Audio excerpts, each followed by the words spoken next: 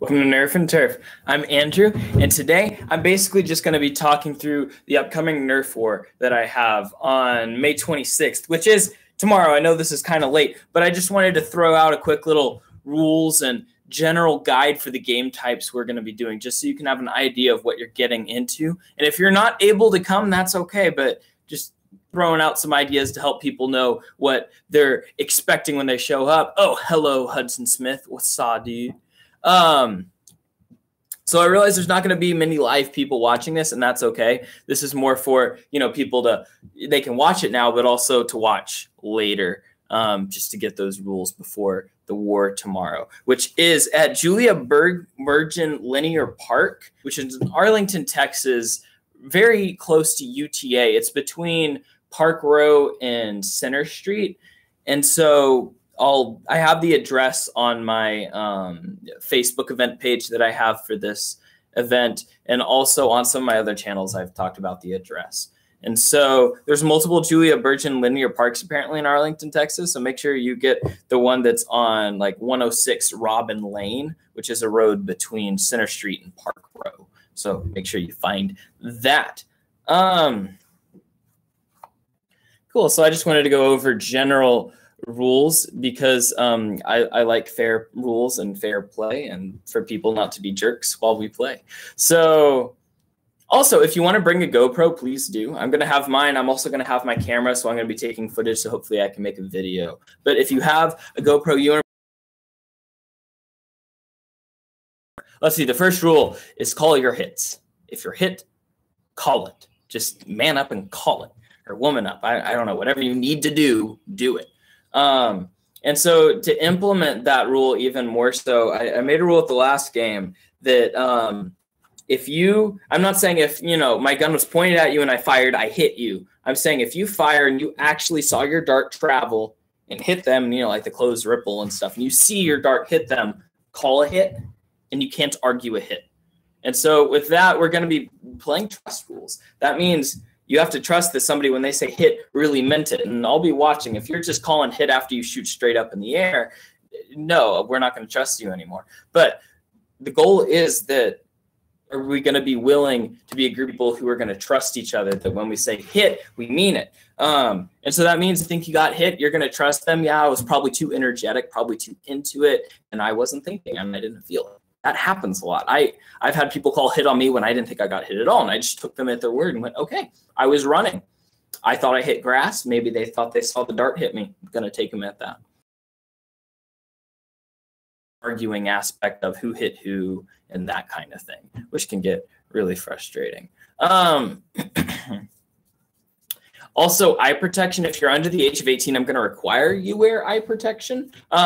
If you're over 18, I can't force you. I'm going to suggest I'm going to be wearing eye protection. And that can even just be sunglasses. It can be your reading glasses. It can be just something over your eyes. Because foam darts seem really silly until when you have a large group of people flinging foam, you're not noticing darts. And then all of a sudden, you'll just be pegged in the eye. Happened way too many times to me. So please, in those times I was wearing eye protection, I was glad I was. So no physical contact except for with Nerf swords. So no shoving, no pushing, no tripping, that kind of thing. And then speaking of Nerf swords and other melee soft foam weapons, it's got to be soft, no hard plastic, please. Can you wear a monocle on both eyes? I officially approve of that. A monocle on both eyes. I like that comment. Thank you, Broke Nerfing. I appreciate that. I really just want to see that now. A monocle on both eyes, with like the chain. I really want to see somebody cosplay that now at a war. So if somebody out there chooses to do that, please do it and send me a picture, because I want to see that now.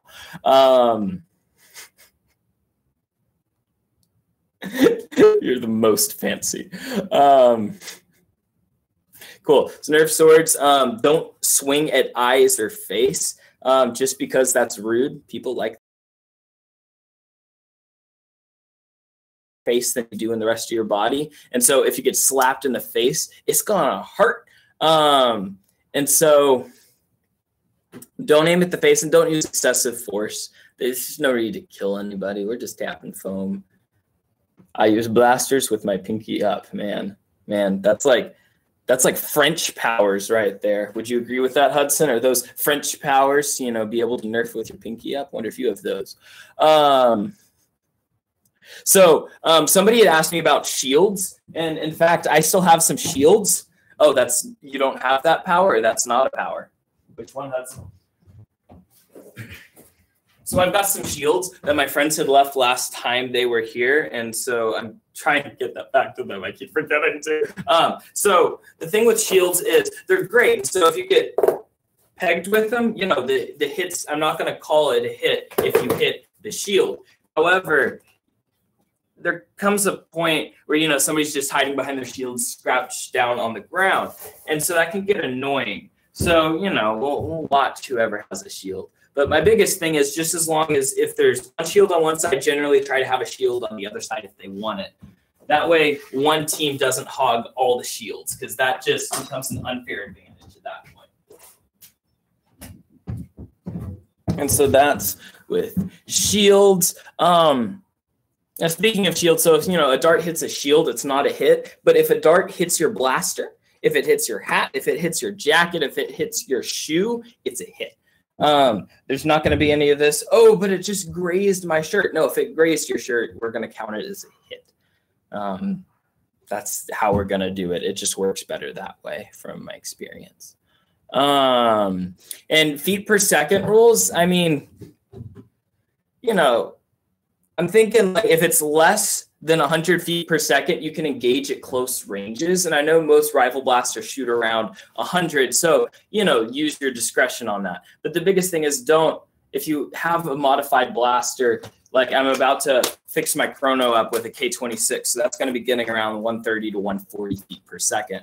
And I'm not going to just load that up, walk up to the nearest person and peg them in the face or even in the back. That's going to hurt. And especially because we're going to have some younger nerfers there that I'm really excited that they get to join us. But I don't want it to be a place where people are afraid of getting hurt. That's not the point of Nerf. If it is for you, then yeah, that's not the point of my wars. That's not the point of when I play with Nerf. If I want to play airsoft and paintball, yeah, I want to have fun and for it to hurt a little bit. But with Nerf, no, my goal isn't to hurt. My goal is to have a really great time. So that's rolling that. If it's over 100 feet per second, you have to shoot at long range. So we're talking 50 to 100 feet with that. So really quickly, I'm going to go through some of the game types. Those are the general rules. Comment if you have questions, and I'd be happy to answer any questions you have about those rules. Even after the video is not live anymore, please comment below, and I'll be watching, and I'll make sure I can comment and answer any questions you might have. Let's see. Just the most generic, is we're going to be doing a team deathmatch, which is, the two teams, or we might do 3 or 4 just because that might be really fun to have squads. Let's see. And so that's just going to be a 2-life event with 10-second respawns where after you get hit, you have to walk immediately to your base. You can't meander about and pick up darts. I'm going to say that you have to walk immediately to your base. You can pick up darts as you walk, but you can't make a zigzag to pick up darts. So walk back to your base, count to 10, you're back in. And then we'll just have a general dead area where the people that are out and lost all their lives chill. Squads, yes. That's the thing, because if we have enough people, I think it would be really fun to do a team deathmatch, with just 2 massive teams, and then we'll break it into squads, probably teams of 3 or 4. I think that would be really fun. Just a very unique experience with that. With that, we might just do 1 life, though. But I don't know. I think that could be fun. I'm also thinking, I don't know if I'm going to do it at this war, but an idea I've had is doing a PUBG-styled battle, and I might try it here. We'll see. Where I'll scatter some darts and just pistols probably around the field, and we'll be in teams of 2. And so if you get hit anywhere but the head or the middle of your chest, you hit the ground, and then if somebody double taps you, you're out, and your partners can revive you, and that kind of people.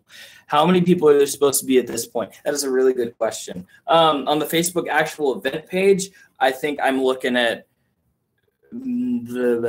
probably 6 to 10 people on there said they're coming. And then I know of another 8 or so people and then another 5, then another 10. So I'm looking at maybe 20 to 30 people is kind of what I'm thinking. We'll see how many people actually show up. But yeah, this is the pilot event. So I don't know how it's going to go. I don't know how many people are really that interested in the area. So we're going to find out. But that's an idea of doing a PUBG styled game where I've scattered blasters around the map and you and your partner are walking around. You can revive and that kind of thing. So I feel like that might be a really unique game type. We're also going to be doing an attack and defend. And so what's going to happen is the attacking team is going to be much larger than the defending team, probably like twice as big is what I'm thinking. We'll figure out exact mechanics of that. But the attacking team has 1 to 2 lives. And once you're hit, you have to go back to your base to respawn. And what's happening is the defending team, they can pick anywhere on the map to put an object, not sure what it's going to be yet. We'll say it's Commander Water Bottle, for example. So Commander Water Bottle, and they can put it anywhere on the map, but they can't touch it. They can't move it, but they've got to guard it. And the defending team's only going to have 4 lives each. And it's not like they have to go respawn somewhere. If they're hit, they're allowed to be hit immediately. So if you get 4 straight shots on them, they're out. And I thought that might be a unique style where the defending team has more lives, but they're hunkered down and they're trying to protect a target, whereas the attacking team has fewer lives and they're just trying to make strategies to get in fast. I feel like that could be a fun game type. That's one of the ones I'm planning to do. Also, just to straight up capture the flag, you know, the 2 objects, you know, we're not going to do capture the flag with jails and stuff because then people get mad and they argue and they talk about puppy guarding. So we're not going to do that. We're just going to do the capture the flag where, you know, 2 flags, both teams know where the flag is, so there's not like a searching and hiding thing, but it's an objective. And so probably 1 or 2 lives with that, and if you're hit, you're out, and you're trying to get the flag back to your base. Just simple games. And then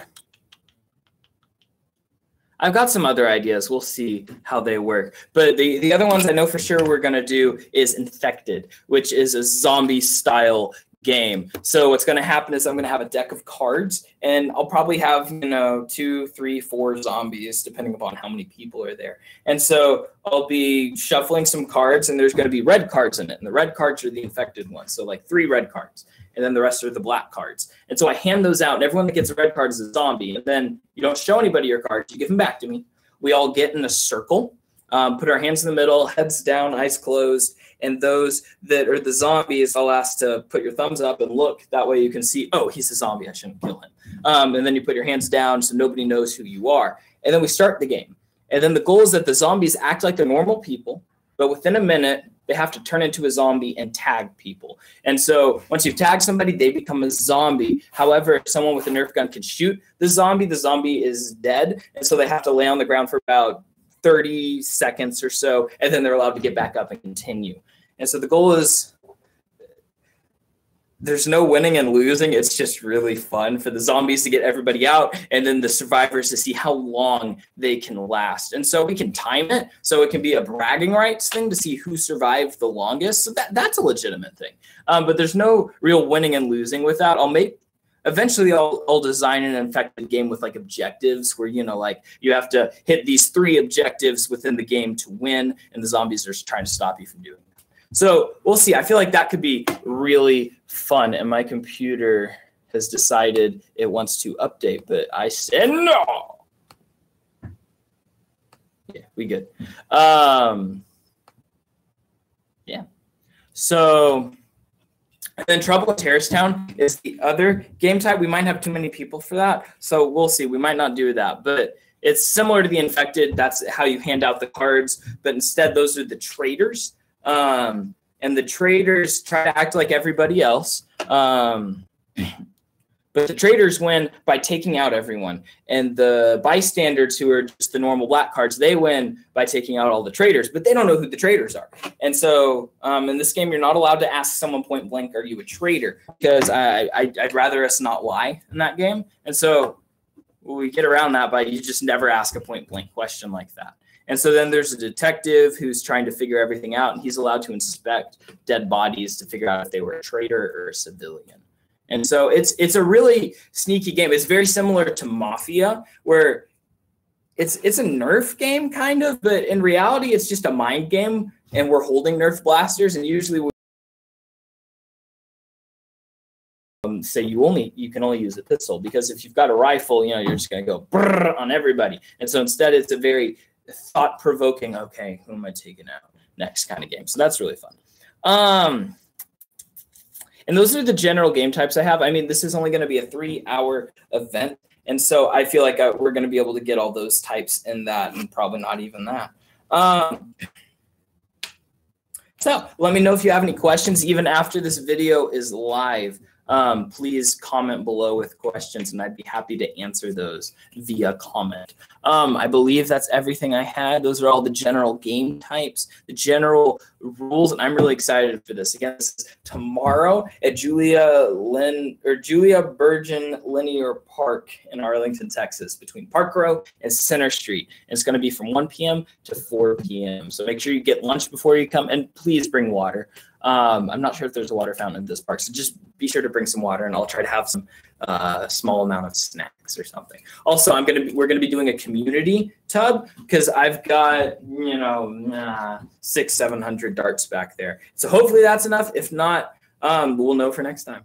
But I think we're gonna work that out. That way, nobody's worried about whose darts are whose. Did I lose darts? It just all comes back to me, and I'm the one losing darts, not everybody else losing like their actual darts. It's just me losing darts, and I'm okay with that.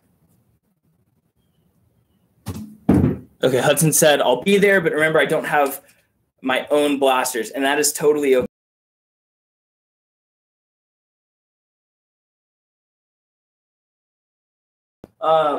Just for the most part, I'm going to be bringing very simple, easy to use, not a lot of instruction blasters, so we can just hand those to people that maybe don't have one, or maybe just want to try out a new blaster.